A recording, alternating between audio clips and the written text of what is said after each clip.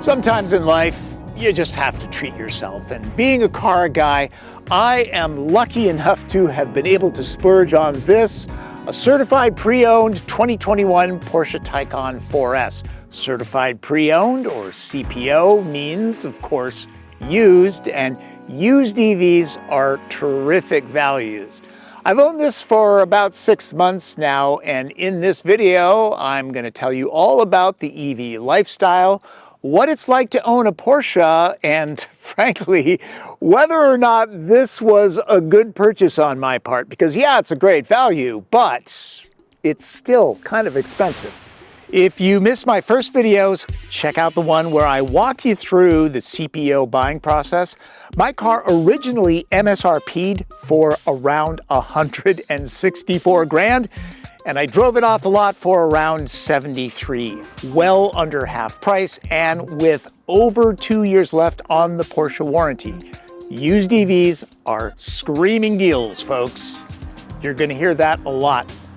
I also documented my trip to Seattle from Ontario, not Canada, California, which is east of Los Angeles, where the old Ontario Motor Speedway used to be. My car has the optional Porsche Intelligent Range Manager, and I used it exclusively to find juice. Nearly every one was a high-speed 350 kilowatt terminal, and I never ran into an issue. Plus, plug-in charge technology means no apps. It's very easy. Tesla owners, you know this. I've also done a video on accessories that I bought. Mostly a few things were given to me, but I flagged those items. But let's get to what I experienced over the past 6 months, starting with range.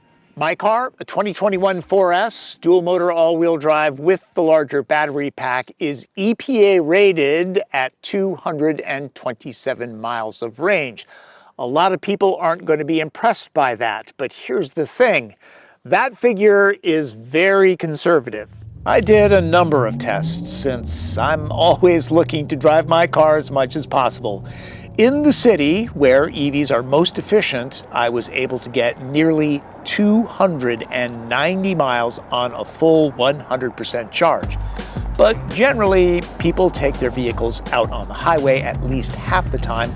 One test was a combined route where I drove around a third in the city, 2/3 on the open road. Ryan Douthit lives near me, and so I decided to stop by and see his dedicated off-road course that he built. Apparently, he makes a lot more money than I do. That's because he has a great channel, Driving Sports TV, and if you're not watching that, you're cheating yourself. But I digress. So that's 180 miles at highway speed, where EVs are less efficient, the opposite of ICE vehicles, and as it turns out, some 75 miles in the city, until I had around 5 miles of range left. So that's 255 miles in temperatures at 65 to 70 degrees. A reminder that electric vehicles lose range in cold conditions if you live in Frostbite Falls. Don't forget, this car is used. It had 32,000 miles on it when I picked it up, more than I wanted, but the spec was lovely and the price was right, so I went with it. It's still beating its EPA rated range estimates. That whole thing about batteries going bad, kind of a myth. I also did a full-on highway test where I tried to drive realistic speeds between 70 and 80 miles an hour. While I didn't drive the pack down to zero, my estimate when driving aggressively is closer to 235 miles of range. Considering that the charging network is very well built out these days and getting better all the time, I have no issues about road tripping this, and the new Taycan is much more efficient. And yeah, I knew this, but used is definitely the way to go if you're trying to save a little bit of cash. I mentioned the charging infrastructure. I am totally comfortable about traveling long distances with the Taycan because Porsche now has access to the Tesla supercharger network. Finally, and really, most EVs do these days. All it takes is a NACS to CCS adapter. Here I'm using the newest one from Lectron, the Vortex Plus, that has a new interlock mechanism. One thing to keep in mind, if you want to charge at level 2 Tesla chargers, which are called destination chargers, a second adapter is needed. Here I'm at Alderbrook Lodge out on the Olympic Peninsula in Washington State when I was at Mudfest, another great video that you should look up. And it turns out they have both J1772 terminals and NACS plugs. So not only did I have a lovely drive out there, I had no fueling costs since these chargers were free. Can I point out that it's really important not to just take up a spot and block a charging terminal? Yeah, this is an electric vehicle, but it's not charging. If you're not charging, get out of the way so somebody can use the plug. It's just common courtesy. For so many reasons, it's best to charge where you sleep. Commercial DC fast charging is expensive. I use it exclusively for travel. In this case, I was going to be short getting home by 10 miles, so I popped into an Electrify America terminal and picked up some electrons. Check out that speed, over 250 kilowatts. EA has become so much better. The bar was set kind of low though. There is a lot to love when it comes to the Taycan, but there is no perfect car, and there are some things that bug me, starting with this, the console lid. It could be the most wonky design in the automotive industry. It's really difficult to fish something out of here when you're driving. Borderline dangerous. The phone charge pad is in here. It works great, but kind of tough to use if there's a lot of stuff in the console. As long as I'm on storage, this section is oddly tough to access. You have to kind of cock your wrist to grab sunglasses or snacks. I love the big panoramic glass roof, considering this vehicle is well north of $150,000. It should have some sort of shade. This is a Porsche, it's low to the ground. A few older people find it challenging to get in and out.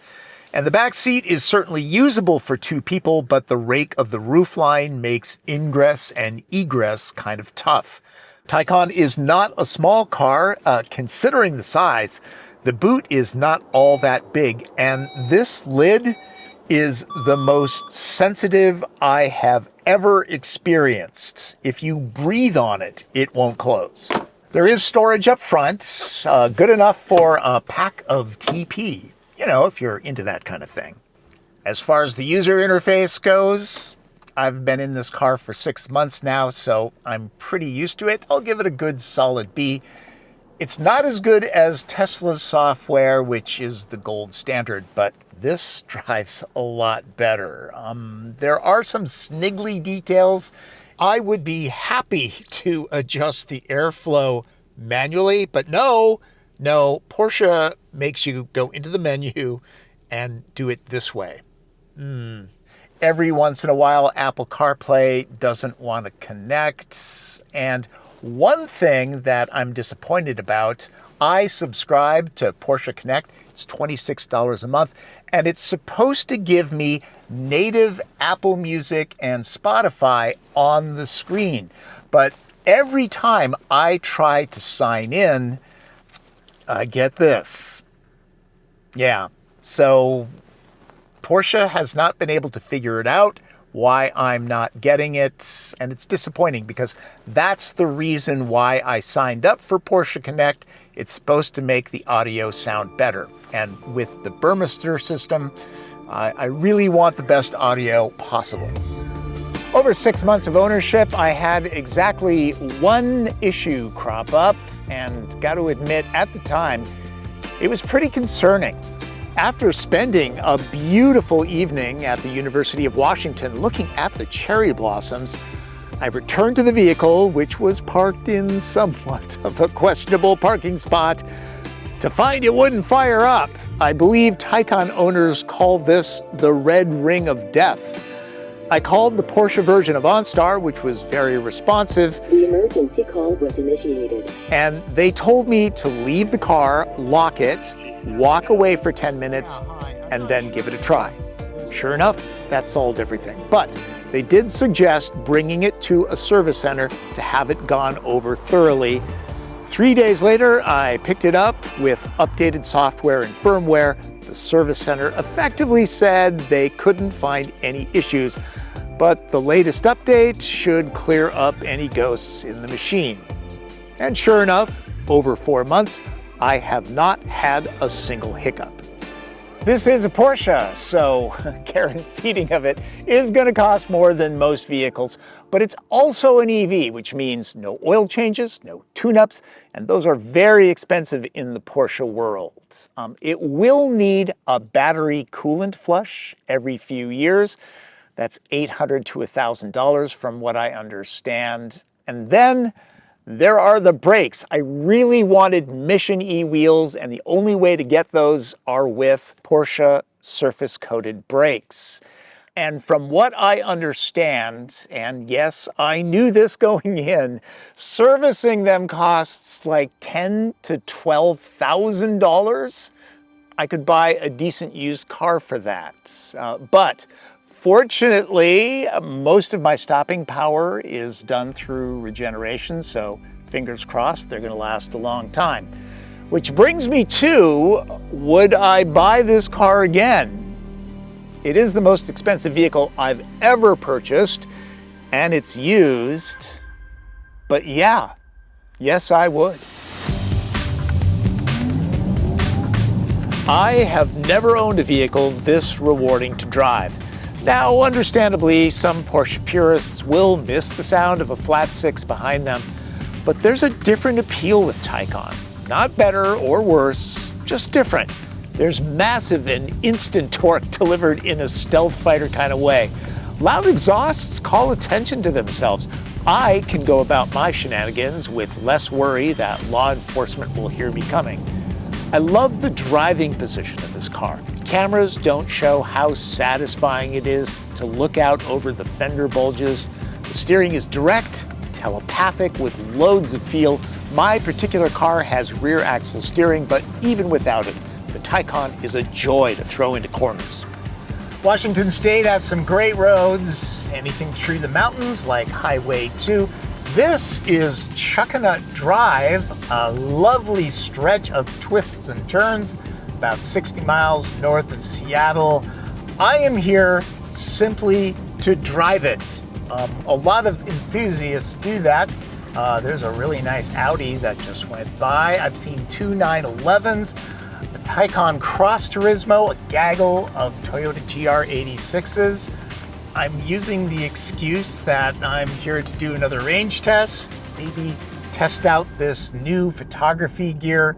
But really, I'm here to drive it because it's Porsche. And you know the slogan, Porsche, there is no substitute.